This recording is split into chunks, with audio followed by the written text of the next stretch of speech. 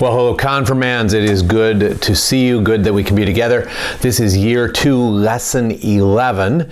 Year 2 is the Life of Christ year, of course. Lesson 11 is a lesson on Jesus' miracles, miracles to women and to outsiders.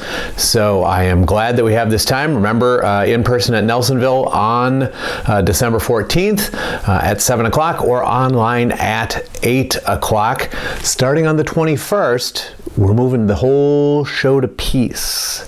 So maybe write down that this coming Wednesday, the 14th, we're still at Nelsonville, but then we're moving to peace for a while. All right. So the first words of this week's phrase that pays are these: truly I tell you. Truly I tell you. Now, we got to set the context here. Again, the theme is Jesus' miracles for women and outsiders, and you may think, well, why wouldn't he do miracles for women or outsiders? Well, it's a little more complicated than that. There is a prayer that Jewish men still pray to this day, many of them, and it is ancient. It goes back, to the time of Jesus or before. Where a Jewish man prays every day, "Blessed are you, O Lord our God, King of the universe, who has not made me a Gentile, a woman, or a slave."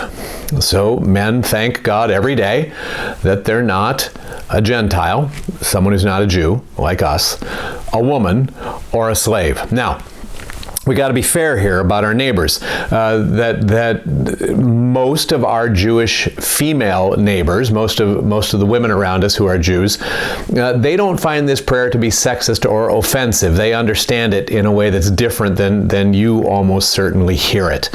That for them there is an awareness that in Judaism, women are considered to be very important, part of the creation with men of God, and a necessary part of a faithful family and a faithful world. So there are stories. There's a rabbinical story, a story told by a rabbi, that there were once two righteous people who were married to each other. They decided to get divorced. The righteous man married a wicked woman, and she made him wicked.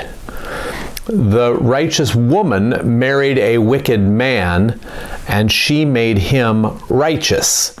So there's this at least an awareness that women can be tremendously important to the social, to the spiritual fabric of a family and of a relationship. At the same time, you do have men praying that they're grateful that they're not Gentiles, that they're not women, and they're not slaves. And just let that resonate a little bit. Again, our Jewish neighbors will say, that a man is thanking God for his position in the universe, for the commandments that he must accept, that he must do, the things he must do, the things he must avoid. And there's no offense here intended against anyone else. He's thanking God for his position in the universe. Okay. Nevertheless, in Jesus' day, women were decidedly less powerful than men. They had way fewer rights. They had responsibilities that they often didn't get to choose, that were given to them. And they were often overlooked. Women in the synagogue stood behind the men, behind a screen that the men would sit on benches near the front where they could see and hear, and the women would be behind a lattice, behind a screen in the back. Women didn't have control over their own bodies. They could be divorced without their consent. They could be sent away with nothing. They were distinctly second tier in many, many ways. So, you can put, whatever kind of gloss you want on, the Old Testament and the rabbis have always said that women are co-equal with men, but it didn't work out that way all the time. So we want to talk about Jesus, who is reaching out to women and who's reaching out to Gentiles, who reaches out to slaves.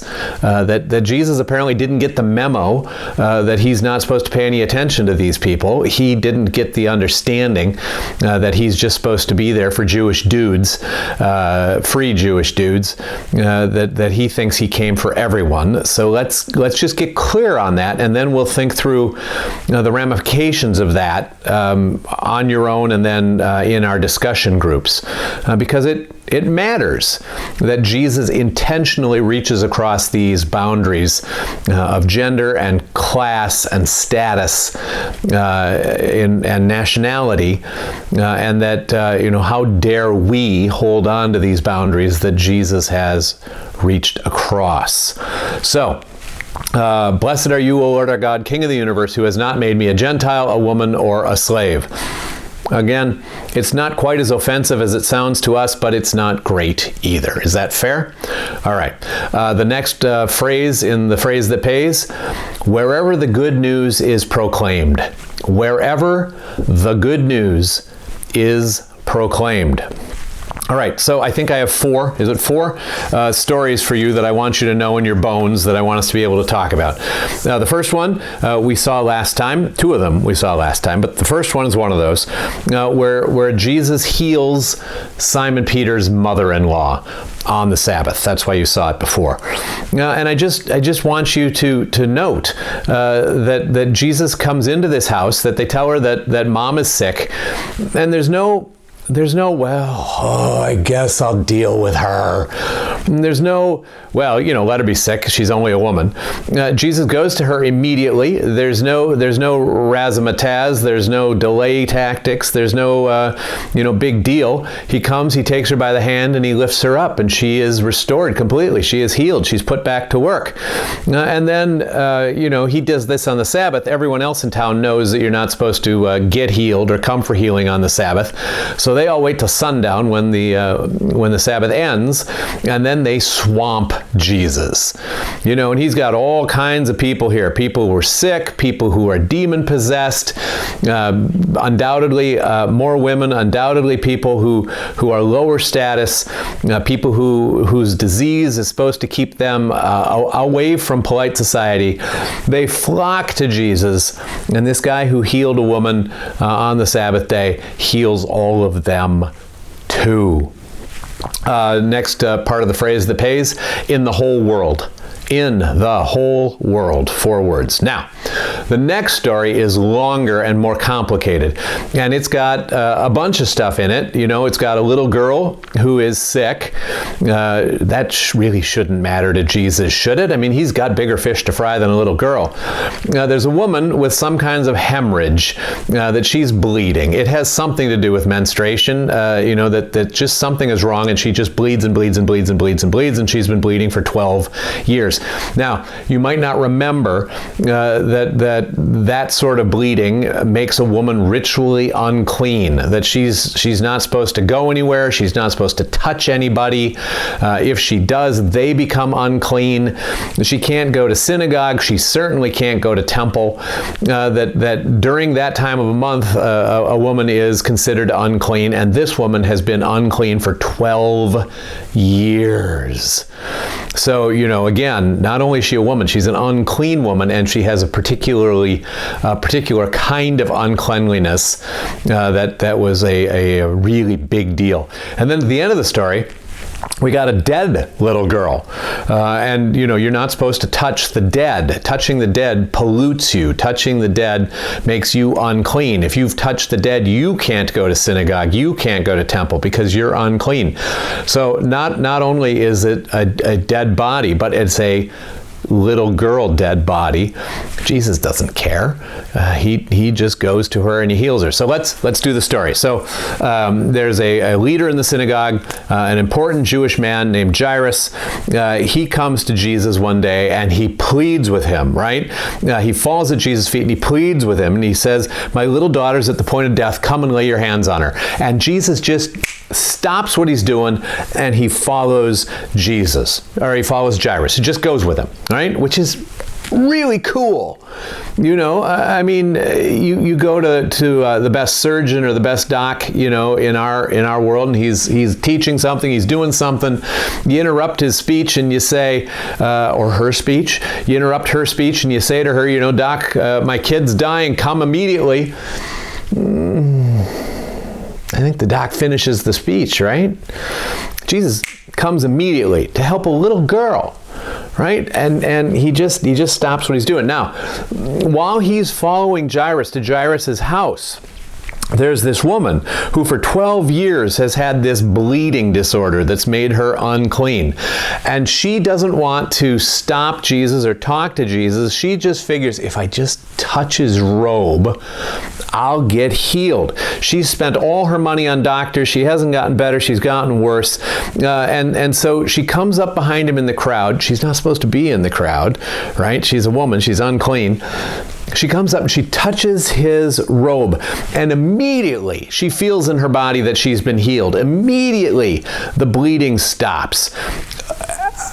But it gets kind of weird there because Jesus feels power go out of his body and he stops and he looks around and he's got this crowd pushing on him from all sides and he says, who touched my clothes? And the disciples think he's crazy and they say, you know, you got hundreds of people pressing in on you here, Jesus. Right now, there's probably 15 people touching some part of you. No, what are you talking about? But Jesus is looking around and he knows what's happened and she knows, this woman. And so she comes and she's afraid and she's trembling. You know, did I steal from him? Is he going to take it back? I mean, what's going on here? She falls down at his feet and she tells him the whole truth, right? She just says that she's had this disorder and she's not supposed to be in the crowd and she's not supposed to touch him. But instead of making him unclean, he made her whole, right? And so he says to her, daughter, your faith has made you well. Go in peace. You are healed of your disease. But while Jesus has stopped, and you can imagine Jairus dancing around here, right? That Jairus has to just be dancing like a guy who has to pee because his daughter's dying, and Jesus has stopped to talk to this woman who's been sick for 12 years. I mean, we heal her later, can't we? Can't we heal her later this afternoon? 12 years she's been sick. My daughter is dying. But Jesus stops, he heals this woman, he deals with this woman. Is he unclean now? Is he even going to be able to heal Jairus' daughter? We don't know. But then the news comes from Jairus' house that the little girl has died. Why bother the teacher anymore? She's dead.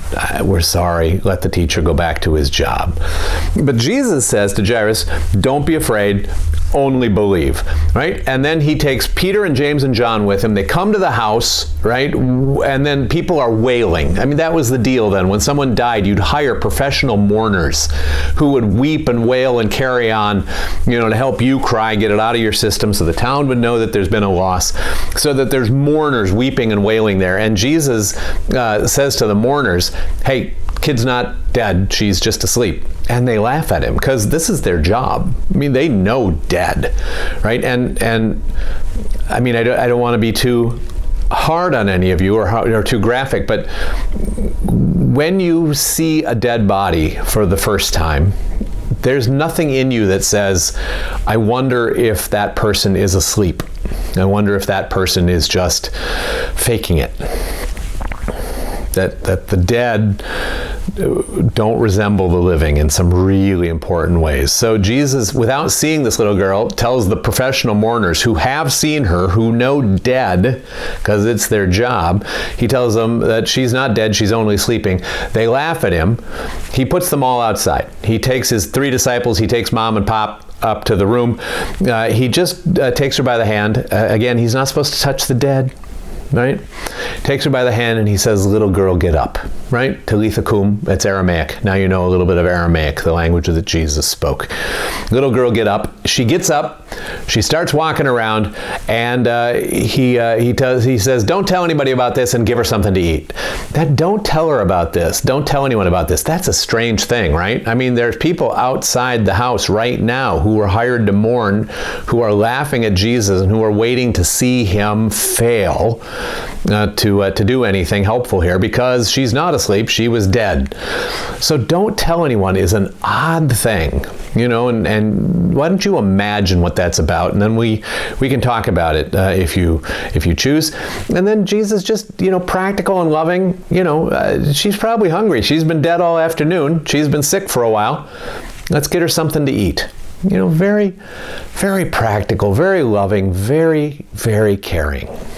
The next 4 words, what she has done. What she has done. Back to the phrase that pays, if you can't figure that out. All right.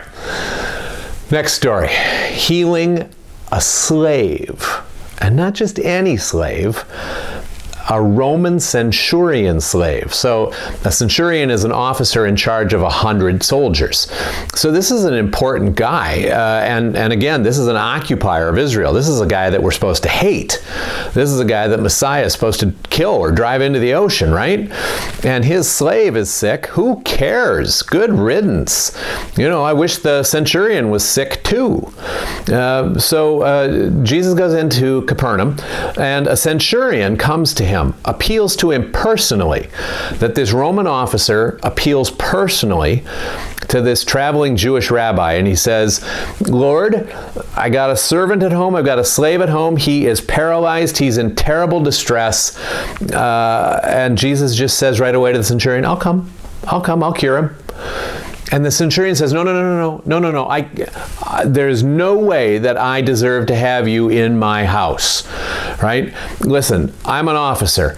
I tell one servant to come, and he comes. I tell another one to go, and he goes. I say to a slave, do this, and he does it.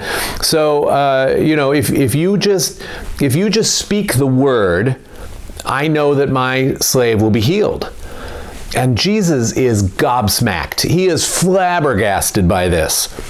And he turns and he says to his disciples, and to the people following him, I haven't found faith like this anywhere else in Israel, right? And you know what? On the last day, there's going to be a lot of people that you don't expect, people from the east, from the west, from the north and the south, that are going to be sitting at the table with Abraham, Isaac, and Jacob in the kingdom of heaven. And there's going to be some people, some Jewish people, who think that they're in because they're Jewish, who think they're in because of their heritage, who are going to be out, who are going to be gnashing their teeth, weeping and wailing in the outer darkness. Right? I mean, just a crazy thing for a Jewish audience to hear. That not only did Jesus listen to the centurion, go with the centurion, listen to the centurion, hear this incredible thing that the centurion says about, just say the word and it'll happen. I'm a guy with authority, you're a guy with authority, make it happen. Jesus celebrates that faith, says he hasn't heard anything like that anywhere in Israel. You think his disciples were looking at their shoes, shuffling around a little bit? I do too. So Jesus says to the centurion, go, let it be done according to your faith. When he gets home, the servant is completely healed. There is so much there, gang. Next 3 words, will be told. Will be told. All right, last one. Again, we had this last week because it's a healing on a Sabbath, but it's this healing of this woman who has been bent over for 18 years. She's been unable to straighten up for 18 years. There's something wrong with her spine or her back. I don't know, but she's been unable. And Jesus heals her right there, right that minute. And it starts a conversation about, what are you doing? She would have been fine till tomorrow. We didn't need to break the rules for her. And Jesus says, are you crazy? If any of you will untie an animal on the Sabbath and bring it to water, shouldn't this woman, a daughter of Abraham, be untied on the Sabbath? Shouldn't she be set free? And when he says it, all his opponents know it. That's right. That's true. That's how it's supposed to be. And his opponents are put to shame, and the crowds rejoice.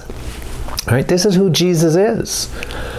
Women, little girls, women with hemorrhages, dead little girls, the crowds of people who have demons and diseases, a Roman centurion slave, an old woman who's been bent over for 18 years. These are the people Jesus sees. These are the people that Jesus helps. Jesus doesn't see the lines that we draw. Jesus does his miracles and pours out his grace on women and on outsiders. Jesus loves you. All right, last words of the phrase that pays, in remembrance of her. In remembrance of her. And if you haven't figured it out, this is a Bible verse from Mark 14, verse 9. Mark 14, colon 9. That's how you do chapter and verse, right? So in remembrance of her, Mark 14, colon 9. All right. I'm looking forward to seeing you on the 14th. As always, I want 3 thoughtful discussion questions, at least 2 of them from this material, 1 from anything else that we've touched on, stuff that we haven't touched on, stuff you've always wondered about Jesus and haven't dared to ask. You give me 3 good discussion questions and I will be happy as can be. Wednesday, December 14th at Nelsonville. Much love. See ya. Bye.